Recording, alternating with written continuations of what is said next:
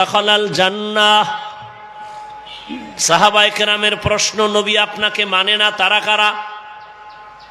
রহমতের নবী জবাব না দিয়া একটু মাঝখানে মোহাব্বতের আওয়াজ দিলেন, যারা আমি মুহাম্মদের অনুসরণ করবেন তারা জান্নাতে যাবে। এরপরে জবাব দিছেন, কারা আমারে মানে না? নবীজি বললেন, যারা আমার অনুসরণ করবে তারা জান্নাতে যাবে। তাহলে বোঝা গেল যারা নবীর অনুসরণ করে তারা নবী মানে, তারা নবী। আমাকে আপনাদের থেকে একটু বলেন, জ্ঞান খাটাইয়া আবার বলছি, নবীকে প্রশ্ন করলেন, নবী আপনাকে মানে না কারা, তারা কারা?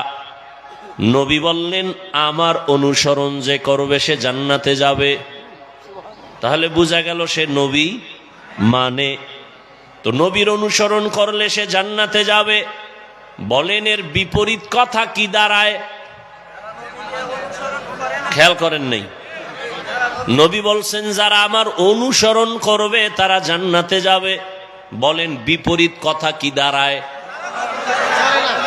যারা নবীর অনুসরণ করে না তারা জান্নাতে। কিন্তু আশ্চর্য বিষয় হলো নবী এ কথা বলেন নাই। খুব খেয়াল করেন, যারা নবীর অনুসরণ করে না তারা জান্নাতে যাবে না, কথাটা নবী বলেন নাই। তো নবী কি বলছেন? শেষে বলে, নবী বলেন যারা আমার বিরোধিতা করবে তারা জাহান্নামে যাবে। এখান থেকে আমরা কি বুঝি? এখান থেকে একটা সবক নিয়ে যাবেন, নবীজির অনুসরণের পথে যারা নাই তারা দুই দল। তারা কয় দল?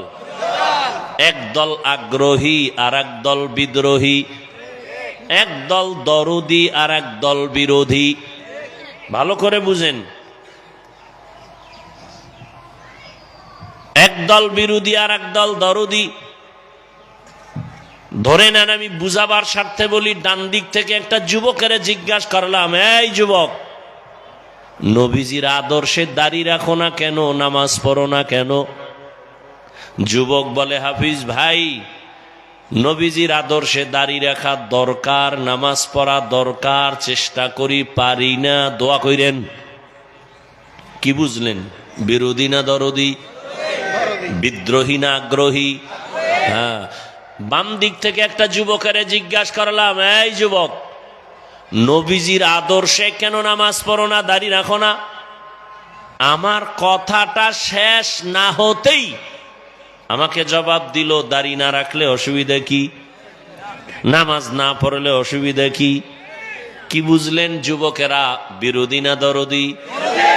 দরদি। বিদ্রোহী না আগ্রহী? ভালো করে মনে রাখবা, নবীর আদর্শ মানা না মানার ক্ষেত্রে বিদ্রোহীরা এক নাম বেঈমান। এখান থেকে কি সবক নিছেন বুঝেন ভালো করে। একটা লোক দাড়ি রাখে না, তাকে গালি দেওয়া যাবে না। কেন? আগে বুঝতে হবে সে আগ্রহী না বিদ্রোহী। আগ্রহী হলে মুমিন, বিদ্রোহী হলে বেঈমান। একজনে নামাজ পড়ে না, আপনি তারে বেঈমান বলবেন, গালি দিবেন? আগে বুঝতে হবে সে আগ্রহী না বিদ্রোহী। আগ্রহী হলে মুমিন, বিদ্রোহী হলে বেঈমান। দোনোজনেই নামাজ পড়ে না। একজন মুমিন কেন? আগ্রহী। আর একজন বেঈমান কেন? বলে বিদ্রোহী। আরো সোজা ভাষায় বলি, যে ব্যক্তি নামাজ পড়ে না তাকে গালি দেওয়া যাবে না, যে নামাজকে পছন্দ করে না তাকে ছাড় দেওয়া যাবে না।